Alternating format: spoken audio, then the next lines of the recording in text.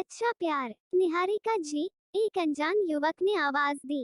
निहारिका ने पलट कर देखा तो अच्छी कद काठी वाला एक सुदर्शन युवक उसके पीछे खड़ा था। जी कहिए, घबराते हुए मध्यम स्वर में निहारिका उस युवक से बोली। निहारिका के भीतर एक खलबली मची हुई थी कि इस अनजान युवक ने मुझे क्यों आवाज दी। उससे भी ज्यादा असमंजस इस बात की थी कि यह युवक मेरा नाम कैसे जानता है। उस युवक ने निहारिका से गेट के एक तरफ होने का आग्रह किया और खुद उस तरफ बढ़ गया। निहारिका भी उसके साथ साथ बैंक के कॉरिडोर के उस हिस्से में आ गई जहां अमूमन कम चहल पहल होती है। मेरा नाम विजय है, वो युवक थोड़ा हिचकिचाते हुए बोला। मैं इसी बैंक में काम करता हूँ, इसलिए आपका नाम, पता, घर सब जानता हूँ। मैं आपसे कुछ कहना चाहता हूँ। निहारिका बोली। जी कहिए, क्या बात है। मैं आपसे दोस्ती करना चाहता हूँ। मैं लड़कों से दोस्ती नहीं करती और मैं तो आपको जानती भी नहीं हूँ। आपको पहली बार देख रही हूँ। निहारिका ने विनम्रता से कहा। विजय बोला, लेकिन मैं आपको तब से जानता हूँ जब से आपने इस बैंक में खाता खुलवाया है। इतना ही नहीं, मैं उस जगह भी नियमित जाता हूँ जहाँ आपकी कोचिंग क्लास है, बल्कि वहाँ से रोज आपके ऑटो के पीछे पीछे आपके घर तक आना जाना भी मेरी दिनचर्या में शामिल है।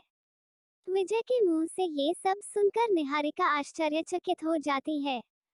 पहले तो उसे उस पर गुस्सा आता है, परंतु इतने लंबे टाइम से पीछा करने के बाद भी उसका मुझे किसी तरह से कोई परेशान नहीं करना निहारिका को भा गया। निहारिका को लगा कि यह नौजवान सामान्य लड़कों जैसा नहीं है। अभी तक की बातचीत में भी वो उसे सभ्य और समझदार ही लगा। विजय के इसी निश्चल प्रेम को देखकर वह शांत रहती है और बड़े सरल भाव से उससे कहती है, आप ये सब क्यों कर रहे हैं। विजय कहता है, निहारिका जी, मैं बिना लाग लपेट के अपनी बात सीधे सीधे आपसे कहता हूँ। मैं आपसे शादी करना चाहता हूँ। क्या? निहारिका एकटक विजय को देखती रह जाती है। उसे समझ में नहीं आ रहा कि यह सब क्या हो रहा है। उसे कोई जवाब भी नहीं सूझ रहा। हाँ, उसके कपोलों पर रक्तम आभा छा जाती हैं, नजरें झुक जाती हैं और हृदय की गति बढ़ जाती है। वो विजय से कुछ नहीं बोल पाती। उसके होंठ जैसे बर्फ की तरह जम गए हों। बिना कुछ कहे वह चुपचाप बैंक के गेट की तरफ आगे बढ़ती है। मौसम में हल्की ठंडक होने के बाद भी वह दुपट्टे से माथे पर आई पसीने की बूंदों को पोंछती हुई पैदल ही घर की तरफ चल देती है। चलते चलते उसे मधुर याद आती है। उसकी वही चुलबुली सहेली जिसके साथ वह इस बैंक में पहली बार एमसीए एंट्रेंस एग्जाम की तैयारी हेतु कोचिंग की फीस जमा करने के लिए पैसे निकालने आई थी। पैसे निकालने के बाद जब निहारिका चलने लगती है तो उसे ऐसा महसूस होता है जैसे उसे कोई देख रहा है, पर वह ध्यान नहीं देती। उसकी सहेली मधुर चुटकी लेते हुए बोलती है, सुन निहारिका, वो लड़का थोड़ा सा और लंबा होता तो मेरे लायक था, लेकिन ये तेरे लिए बिल्कुल परफेक्ट है।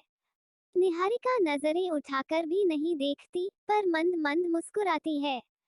सभी सहेलियां खिलखिलाकर हंसते हुए बातों को हवा में उड़ाकर चल देती है। क्या मधुर ने उस समय इसी विजय का जिक्र किया था? वो अपने सिर को हल्के से झटकती है, मानो विजय और उसकी बातों को भूल जाना चाहती हो। वो याद करती है उन दिनों को जब वो बीएससी फर्स्ट ईयर में थी। बीएससी की पढ़ाई कंप्लीट करने के बाद उसका किसी अच्छी यूनिवर्सिटी से एमसीए करने का इरादा था, जिसके लिए उसे पैसों की जरूरत थी और 6 भाई बहन होने की वजह से उसके माता पिता पर जिम्मेदारियों का बोझ अधिक था, इसलिए वह आगे की पढ़ाई के लिए अपने माता पिता से पैसे नहीं लेना चाहती थी। पढ़ाई के साथ साथ निहारिका ने ट्यूशन पढ़ाना शुरू कर दिया। ट्यूशन से मिले पैसों को वह हर महीने बैंक में जमा कर देती थी।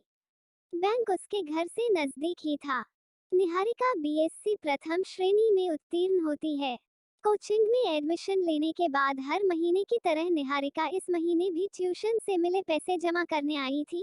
तभी इस अनजान युवक विजय से मुलाकात होती है। उसकी याद आते ही निहारिका का हृदय बिजली की गति से धड़कने लगता है। चलते चलते उसने फैसला किया कि विजय के बारे में माँ को जरूर बताएगी। घर पहुंचकर निहारिका माँ को सारी बात बता देती है। माँ पापा को सब बता देती हैं। पापा बोलते हैं, लड़का ब्राह्मण है, लेकिन चौबे है। दुबे चौबे में हमारे यहाँ शादी नहीं होती। फिर भी चलो चलकर लड़के को देखाते हैं। निहारिका के साथ दोनों लोग बैंक जाते हैं। दूर से ही विजय को देखकर घर वापस आ जाते हैं। पापा एक लंबी गहरी सांस लेते हैं और बड़े दबे हुए स्वर में कहते हैं, लड़का तो अच्छा है, परंतु पिताजी नहीं मानेंगे। बहुत ही जिद्दी हैं। गांव की पूरी संपत्ति उठाकर किसी और के नाम कर देंगे। मारपीट करेंगे। घर के दरवाजे हमेशा के लिए बंद कर देंगे। बिरादरी से भी बाहर निकाल देंगे। इससे हमारे और बच्चों के जीवन पर बुरा असर पड़ेगा। 1 महीने बाद फिर निहारिका बैंक जाती है। पहुंचते ही विजय निहारिका को रोक लेता है, जैसे वो निहारिका का पहले से ही इंतजार कर रहा हो। निहारिका, मुझे थोड़ा समय दे दो, मैं तुमसे बात करना चाहता हूँ। विजय, समझने की कोशिश करिए, कोई फायदा नहीं, मेरी शादी आपसे नहीं हो सकती। ठीक है, हम कहीं और बैठकर थोड़ी देर बात तो कर सकते हैं। ओके, बोलकर निहारिका घर वापस आ जाती है। माँ, विजय ने आज मुझे फिर रोका। कहता है कुछ देर कहीं और बैठकर मुझसे बात करना चाहता है। बोलो माँ, मैं क्या करूँ? उसका निश्चल प्रेम देखकर मैं सख्ती से बोल भी नहीं पाती। माँ, क्या कोई किसी से इतना निश्चल प्रेम कर सकता है? वह 3 साल से मेरा पीछा कर रहा है, फिर भी कभी मुझे परेशान नहीं किया। कानों कान भनक भी नहीं लगने दी, वरना आजकल के लड़के क्या क्या नहीं करते हैं। परेशान भी करते हैं और अभद्र टिप्पणी भी। इनकार करने पर बदनाम करने या हासिल करने के हजार हथकंडे अपनाते हैं। लेकिन विजय ने मुझे 3 साल के बाद प्रपोज किया। माँ, क्या कोई लड़का इतना भी शरीफ हो सकता है? माँ मुस्कुराते हुए कहती हैं, जाओ जाकर थोड़ी देर बात कर लो। निहारिका माँ के चेहरे को देखती ही रह जाती है। समझती है विजय सभी को पसंद है, परंतु दादाजी की वजह से हाँ नहीं कह पा रहे हैं। निहारिका भी ऐसा कोई कदम नहीं उठाना चाहती थी, जिससे माँ पापा को कोई तकलीफ हो। अगले दिन निहारिका विजय से मिलने जाती है। दोनों एक रेस्टोरेंट में जाकर बैठते हैं। विजय कोल्ड ड्रिंक मंगाता है। निहारिका, तुम्हारी सादगी भरी सुंदरता और तुम्हारे संस्कारों से मैं प्रभावित हूँ। मुझे तुमसे प्यार हो गया है। मैं तुमसे शादी करना चाहता हूँ। निहारिका जानती है ये संभव नहीं है, फिर भी उसे विजय की बातें अच्छी लग रही थी। आज विजय को सुनने का मन कर रहा था, परंतु अपने आप को संभालते हुए निहारिका कहती है, आप ब्राह्मण हैं, फिर भी हमारी शादी नहीं हो सकती। हमारे यहाँ दुबे चौबे में शादी नहीं होती। मेरे दादाजी नहीं मानेंगे। मुझे एक बार अपने पापा से मिलवा दो। मैं तुमसे वादा करता हूँ, यदि उन्होंने इनकार कर दिया, तो मैं कभी तुम्हारी गली में कदम नहीं रखूंगा। कभी तुम्हें परेशान नहीं करूंगा। हमेशा के लिए चला जाऊंगा। कभी भी तुम्हारे सामने नहीं आऊंगा। निहारिका जानती थी कोई फायदा नहीं होगा, पापा कभी भी दादाजी के खिलाफ नहीं जाएंगे और जाना भी नहीं चाहिए। निहारिका भी ऐसा कोई काम नहीं करना चाहती थी, जिससे आगे चलकर माँ पापा और उसके भाई बहन को कोई परेशानी हो। नहीं विजय, हमारी शादी नहीं हो सकती। आप मुझे भूल जाएं। इसी में हम सब की भलाई है। विजय का उदास चेहरा देखकर निहारिका भी उदास हो जाती है और दुखी मन से घर वापस आ जाती है। आज सारी रात निहारिका को नींद नहीं आती, शायद उसे भी विजय से प्यार हो गया था। पूरी रात करवटें बदलते बदलते सुबह हो गई। सूरज धूप की चादर ओढ़ चुका था। निहारिका उठी। उसने विजय को भुलाने का प्रयत्न करते हुए अपने रोज के कामों में लग गई। 1 महीने के बाद फिर निहारिका बैंक गई। आज नजरें विजय को ही ढूंढ रही थी, लेकिन विजय कहीं भी दिखाई नहीं दिया। निहारिका से रहा नहीं गया, उसने बैंक के कर्मचारियों से पूछा, आज विजय जी नहीं आए हैं? जी, विजय जी का स्थानांतरण हो गया है। उसने आश्चर्य से पूछा, कहाँ? जी, दिल्ली, इंडियन ओवरसीज बैंक में। अब वे प्रोबेशनरी ऑफिसर हो गए हैं।